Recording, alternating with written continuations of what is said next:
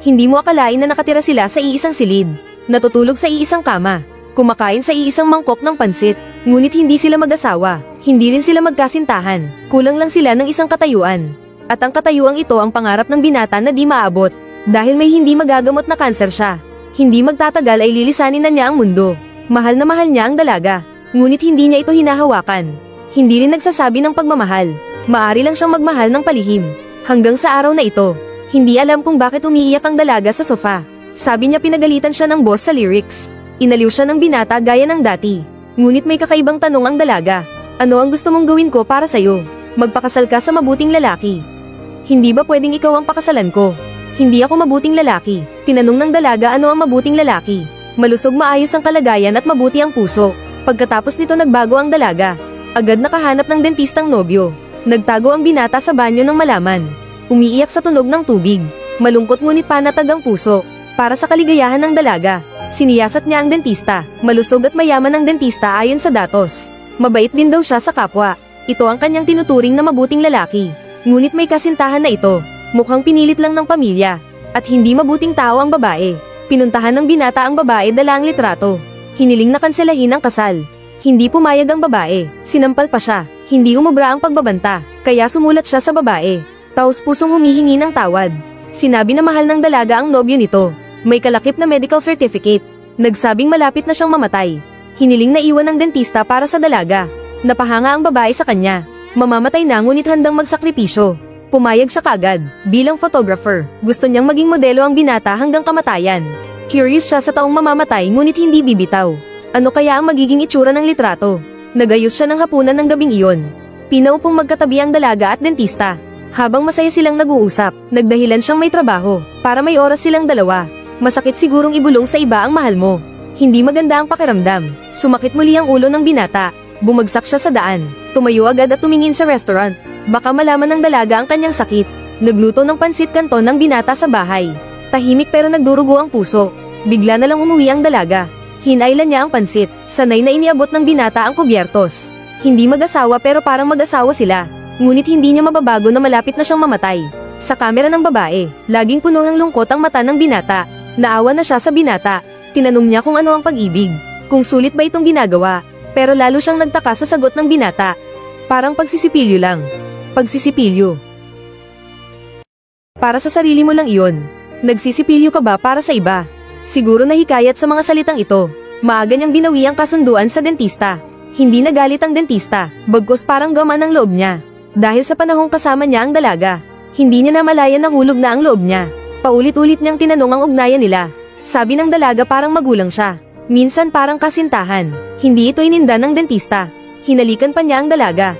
Nang malaman ito ng binata sa dalaga, sumakit ang dibdib at nabasag ang baso. Kahit handa na ang loob, hindi pa rin matanggap na malapit sila sa isa't isa. Nagtago sa kwarto at hindi mapigil ang kirot. Kung walang sakit, gaano kalakas kaya niyang isiga ang mahal kita? Sa mga sumunod na araw, laging dumadalaw ang dentista sa dahilang may trabaho. Tagamasid na lang palagi ang binata. Tinitiis ang sakit sa puso. May tanong na naman ang dalaga sa binata. Ano ang kasal? Parang lalagyan ng sipilyo. Iisang lalagyan pero maraming sipilyo. Nagtataka ang dalaga sa kaugnayan nito sa kasal. Sabi niya kapag may dalawang tao, parang dalawang sipilyo sa isang lalagyan. Hindi ba kasal na tayo? Hindi raw kasal hanggang walang seremonya.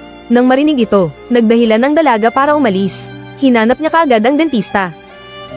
Magpakasal na tayo. Maya-maya lang ay dala na ng dentista ang balita. Gusto niyang samahan ng binata ang dalaga sa wedding dress. Dahil ito ang kahilingan ng dalaga. Ang mahal niya ay magsusuot ng wedding dress. Ngunit sa iba pupunta. Pinigilan lang ang luha at sinabing maganda. Biglang pinagsuot din siya ng tuxedo. Hindi niya inakala na tatayo sila ng magkasama. May wedding photo silang dalawa. Nang hinubad niya ang tuxedo, hindi na napigilan ang luha. Kung sana siya na lang ang groom. Kung sana huminto ang oras. Para may sapat na panahon para mahalin ang dalaga. Sa sandaling iyon tumigil ang mundo. Hindi na mapigilan ang kalungkutan. Pinuntahan niya ang babae. Pagkamatay niya, padadalhan ng bulaklak ang dalaga taon-taon. Magdadahilan na nag-aaral sa ibang bansa. Para hindi mapaghinalaang wala na siya. Nakatingin sa lalaking ito. Hanggang sa kamatayan iniisip pa rin ang dalaga. Hindi niya napigilan hinalikan siya. Pag-uwi ng binata, hindi na kumatok sa pinto ng dalaga. Nagtago sa kwarto parang nawalan ng lahat. Biglang may mensahe ang dalaga. Kumain ka na ba? Naghanda ng simpleng hapunan gaya ng dati. Ilang beses gustong sabihin mahal kita. Ngunit hindi na-send ang mensahe. Ganito nila nilampasan ang gabing malungkot. Kinabukasan bilang kuya inihatid niya ang dalaga. Dahan-dahang iniabot ang kamay sa dentista. Nang humarap siya, hindi na matago ang kalungkutan. Tuloy-tuloy ang pagtulo ng luha. Ito ay isang malungkot na kwento. Ngunit hindi pa ito ang lahat. May mas malungkot pang kwento. Sa loob ng 3 taon, tinupad ng babae ang pangako. Taon-taon nagpapadala ng bulaklak, ngunit laging ibinalik. Walang taong ganoon ang dahilan. 3 taon na ring wala ang dalaga.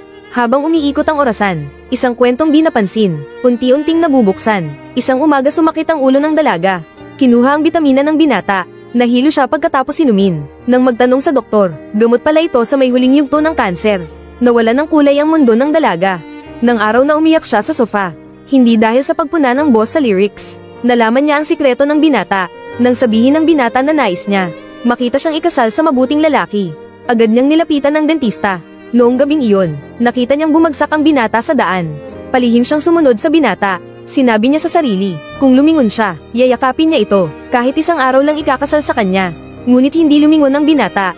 Habang kumakain ng iisang pansit, gusto niyang sabihin mo nga ang totoo tanga. Ikakasal ako sa'yo kahit anong mangyari. Babawi sa lahat ng ginawa mo.